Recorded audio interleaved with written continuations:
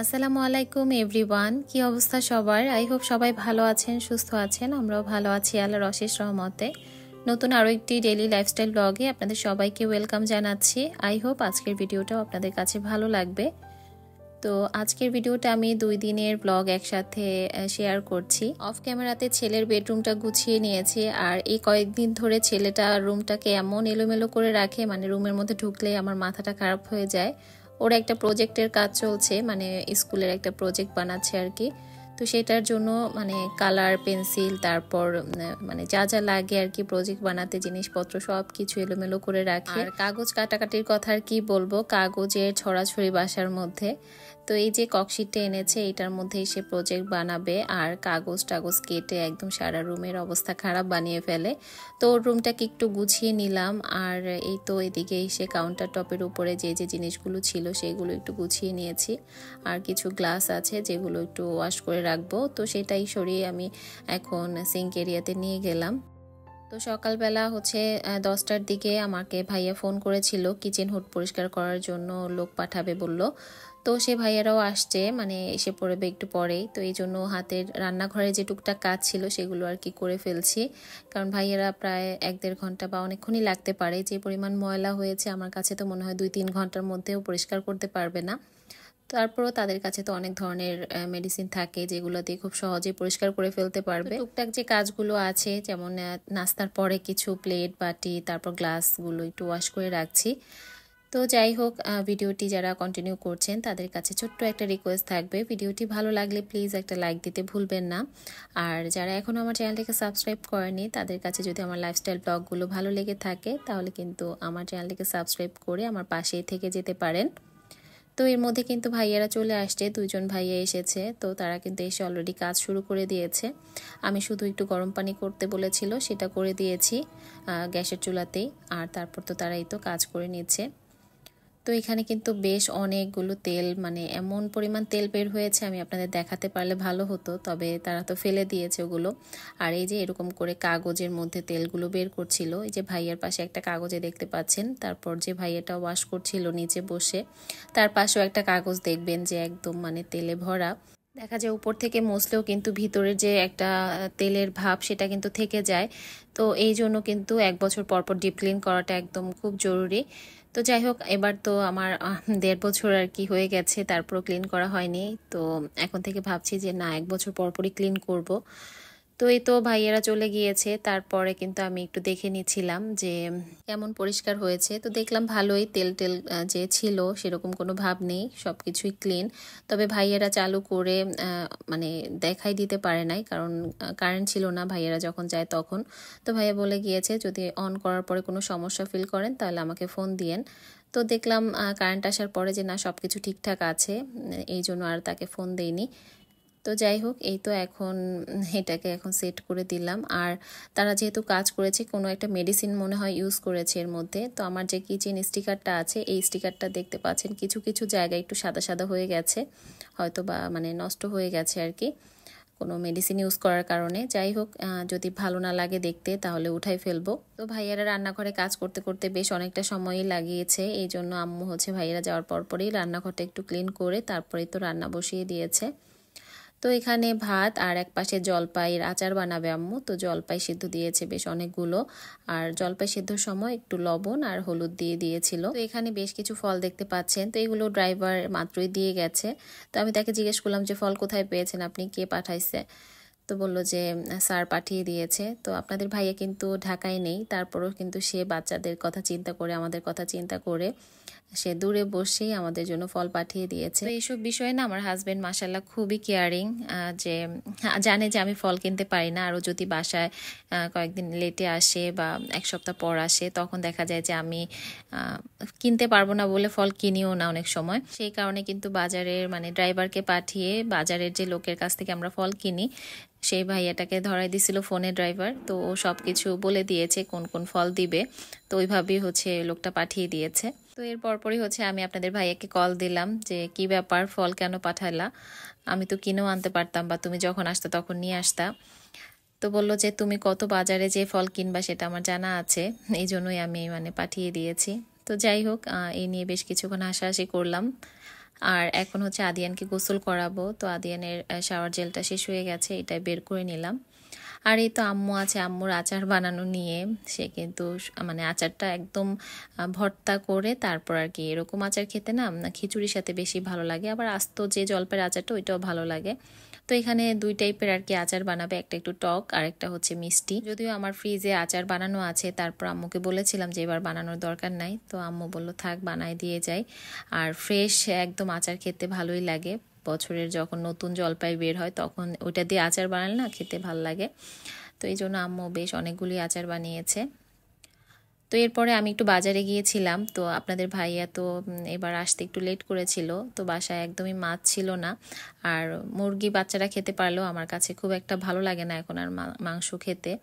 এই জন্য বাজারে সাহস করেই গেলাম। আর আমি তো মাছের বাজার মানে এই প্রথমবার একা একা মাছের বাজার করেছি, একদমই আমি মাছ কিনতে পারি না। সত্যি বলতে খুব ভয়ে ভয়ে বাজারে গিয়েছিলাম। তো যে এই তো একটা রুই মাছ নিয়ে আসছি আর দুইটা তেলাপিয়া মাছ নিয়ে আসছি। আর অন্য যে মাছগুলো আছে এগুলো আসলে ভালো চিনবো না, এই জন্য আমি আর সাহস করিনি। আর এই মাছগুলো নিয়ে একটু ভয় ছিলাম, অনেক সময় দেখা যায় বাজার থেকে আনলে মাছ একটু গন্ধ লাগে, খাওয়া যায় না।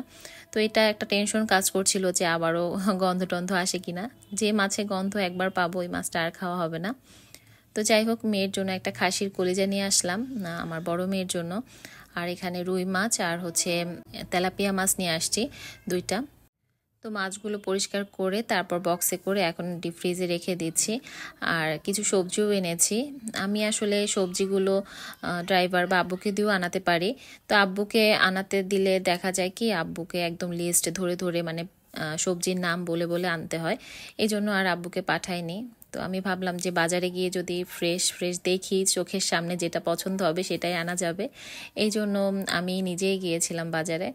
তো এখানে আমি বেশ কিছু শীতকালীন যে সবজিগুলো সেগুলো নিয়ে এসেছি, ফুলকপি, বাঁধাকপি আর হচ্ছে সিম আর হচ্ছে টমেটো এনেছি। তো রুই মাছ দিয়ে আজকে ফুলকপি, সিম, তারপর টমেটো, আলু এগুলো দিয়ে রান্না করতে বলেছে আম্মুকে।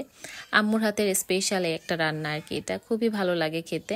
আমার গত ভিডিওতে কিন্তু অনেক আপুরা কমেন্ট করেছেন, আমি সুযোগ করে সবারই কমেন্টের চেষ্টা করেছি রিপ্লাই করার জন্য। তো অনেক অনেক ভালোবাসা দিয়েছেন আমাকে সবাই। তো সবার জন্য আমার তরফ থেকে অনেক অনেক ভালোবাসা থাকবে। আজকে কিছু কমেন্ট পড়বো আমি। তো এর মধ্যে একজন কমেন্ট করেছেন আমাকে গত ভিডিওতে, লিখেছেন আমি দারাজ থেকে নিয়েছি 4 জোড়া 1200 টাকা চুলার নব। আলভা আজিজা আইডি থেকে আর কি আপু কমেন্ট করেছেন। তো আসলে আমি যে কি পরিমাণ বোকা, আমার একবারও মাথায় আসেনি যে আমি দারাজে একবার সার্চ দিয়ে দেখি যে চুলার নব পাওয়া যায় কিনা। আপুটার কমেন্ট পড়ে আসলে আমি অনেকক্ষণ হেসেছি যে এত পরিমাণ বোকা মানুষ হয়। এখন তো কিছু মানে যদি দরকার পড়ে তখন কিন্তু অটোমেটিক সবাই দারাজেই সার্চ করে যে এটা আছে কিনা। তো আমার মাথায় কিন্তু একবারও আসেনি, হয়তোবা আমি সার্চ করলে পেয়েও যেতাম চুলার নবগুলো। তো অনেক অনেক ধন্যবাদ আপু কমেন্ট করার জন্য, কিন্তু কমেন্টটা পাওয়ার পরে আমার খুব বেশি কষ্ট লাগছিল যে মানে এতগুলো টাকা দিয়ে আমি দুইটা নব নিয়ে আসলাম। তো যাই হোক, কি আর করার, এখন তো কিনেই ফেলছি। এটা আসলে আমারই ভুল, আমি যদি আপনাদের সাথে শেয়ার করতাম এই জিনিসটা আগে থেকে তাহলে কিন্তু সলিউশন পেয়ে যেতাম আপনাদের কাছ থেকেই। তো আমারই বোকামি হয়েছে, ভুল হয়েছে যে আমি আপনাদের কাছে জানাতে পারিনি আপনাদেরকে। তো যাই হোক, এটা তার পরদিন ছিল। আম্মু কিন্তু আচারগুলো বানিয়ে রাতের বেলা সুন্দর মতো ঠান্ডা হওয়ার পরে এরকম জারে ভরে রাখছে। তো এরকম ছোট 3টা জার আর বড় একটা ওটসের যে জার আছে ওইটার একটা বক্স হয়েছে। তো অনেকগুলো আচার। তো এখানে কিছু টক আচার ছিল আর কিছু মিষ্টি আচার ছিল। তো আম্মুকে বললাম আম্মু এত আচার তো খাওয়া যাবে না, আমার একা আমি কতটুকু খাবো, বা আপনাদের ভাইয়া ওরকম খায় না, হালকা পাতলা আর কি, খুব বেশি যে খাওয়ার একটা ইচ্ছা ওরকম নেই। সেই জন্য আম্মুকে বললাম যে তুমি বাড়িতে যাওয়ার সময় এখান থেকে আচার নিয়ে যেও, আর আমার বড় বোনও তো আছে বাড়িতে, তো কেউ দিও। তো আম্মু এখন আর বাড়িতে যাওয়ার সেরকম আর কি সময় হয়নি, আম্মু আবার ইন্ডিয়াতে যাবে আব্বুর সাথে। তো সেই কারণে আপাতত হয়তো বা বাড়িতে যাবে না, তো যখন যাবে আর কি তখন নিয়ে যাবে। তো ইন্ডিয়ান ভিসা পেতে এখন একটু ঝামেলা হচ্ছে। তো যাই হোক, এই তো এখানে কিন্তু আমি আজকে আমার যে শোপিসগুলো আছে সেই শোপিসগুলো বের করে তারপর সুন্দর মতো ওয়াশ করে এভাবে পানি ঝরানোর জন্য বা ড্রাই হওয়ার জন্য রেখে দিয়েছি একটা চাদর বিছিয়ে। চাদরের নিচে অবশ্য কার্পেট ছিল, যেহেতু সবগুলোই গ্লাসের, তো দেখা যায় যে পাতলা কিছুর উপরে রাখলে পরে আবার ভেঙে যাবে, এই জন্য নিচে কার্পেট দিয়ে তারপর উপরে একটা বেডশিট বিছিয়ে দিয়েছিলাম। তো আমার এই জানালাটা থেকে অনেক বেশি রোদ আসে, আর যেহেতু ফ্যানও ছেড়ে দিয়েছি খুব তাড়াতাড়ি ড্রাই হয়ে যাবে। তো বেশিক্ষণ আর রাখিনি, নিচে যেহেতু রেখেছি, আমার তো বাসায় একজন বিচ্ছু আছে, দেখা যাবে যে অর্ধেক জিনিসই ভেঙে ফেলবে, এই জন্য খুব তাড়াতাড়ি আর কি, যত তাড়াতাড়ি শুকিয়ে গেছে আমি সব আবার গুছিয়ে রাখছি। তো এর মধ্যে খালা এসে ফার্নিচারগুলো কিন্তু ক্লিন করে দিয়েছে, তো আমার এখন গোছাতে সুবিধা হবে। তো এখানে আমার যে শোপিস কর্নারের একটা আছে, ওইটা সুন্দর মতো আমি একটু ক্লিন করে তারপর গুছাই নিতেছি সব কিছু। আমার এই কাচের যে শোপিসগুলো আছে, এগুলো যে বাসায় খালা কাজ করে, ফার্নিচার ক্লিন করে, তারা কিন্তু তেমন একটা ক্লিন করে না। তো দেখা যায় 2 দিন পর পর আমি একটু মুছে নিই সব কিছু, মানে শোপিসগুলো। আর এমনিতে 1 মাস বা 2 মাস পর পর তো একটু ডিপ ক্লিন করার প্রয়োজন হয়। তো ডিপ ক্লিন যেদিন করি তখন একদম সব কিছু পানি দিয়ে ভালো মতো ওয়াশ করে তারপর ড্রাই করে রাখি। তো এর মধ্যে কিন্তু আমি কর্নার শোকেসটা গুছিয়ে ফেলেছি, আর যে যে জায়গায় শোপিসগুলো ছিল সব কিছু আর কি রেখে দিচ্ছি। আজকে একটু ওলট পালট করে, মানে একটু জায়গা চেঞ্জ করেই শোপিসগুলো রাখছি। মাঝে মাঝে একটু জায়গা চেঞ্জ করে দিলে না দেখতে ভালো লাগে, আর একটু নতুনত্ব মনে হয়, এই জন্য একটু জায়গাগুলো চেঞ্জ করে দিচ্ছি। একই শোপিস, সব কিছু তো একই, কিন্তু জায়গা বদলের কারণে একটু নতুনত্ব একটা ভাব আসে। আমার যে সকল মিষ্টি মিষ্টি আপুরা আমাকে মিষ্টি মিষ্টি কমেন্ট করেছেন, তাদের কমেন্টগুলো আজকে পড়ছি না, আমি আপুদের আইডিগুলো আর কি মেনশন করে দিচ্ছি। নাবিলা জামান আইডি থেকে আপু কমেন্ট করেছেন, সামিরাস লাইফস্টাইল থেকে, সাথী সেলিম আইডি থেকে আপু কমেন্ট করেছেন, হানি মধু আইডি থেকে বিথি আপু কমেন্ট করেছেন, তারপর হচ্ছে 3 অ্যাঞ্জেলস আইডি থেকে কমেন্ট করেছেন, আর নিউ ফ্যামিলি ব্লগ, আর লিপি আপু, আমাদের সবার শ্রদ্ধেয় লিপি আপু কমেন্ট করেছেন। কিচেন অ্যান্ড ডেইলি ব্লগস থেকে কমেন্ট করেছেন, Fatema's kitchen blog, life with Nahar, my family my blog, taste and tales with Salma, Swarna's kitchen, Sonia ID থেকে আপু কমেন্ট করেছেন, অথেন্টিক বেঙ্গলি ব্লগ থেকে আপু কমেন্ট করেছেন। অনেক অনেক ধন্যবাদ আমার সব প্রিয় আপুদের জন্য, সবার জন্য আমার অনেক অনেক ভালোবাসা থাকবে। সবাই আমার জন্য দোয়া করবেন, আর আমার তরফ থেকে আপনাদের সবার জন্য অনেক দোয়া রইল। তো যাই হোক, আমি কিন্তু এক এক করে আমার হাতের যে কাজগুলো ছিল সব কিন্তু গুছিয়ে নিচ্ছি। গোছানো দেখাতে তো আমার বেশিক্ষণ সময় লাগেনি, কিন্তু এগুলো ওয়াশ করে গোছানোতে কিন্তু আমার প্রায় 2-2.5 ঘন্টা সময় চলে গেছে। তবে ভিডিওতে তো আর এত কিছু দেখানো সম্ভব না, খুব শর্টকাটে যতটুকু দেখানো যায় ততটুকুই শেয়ার করেছি। যখন সব কিছু এভাবে পরিষ্কার পরিচ্ছন্ন করে গুছিয়ে রাখা হয়, তখন যে দেখতে কি পরিমাণ ভালো লাগে।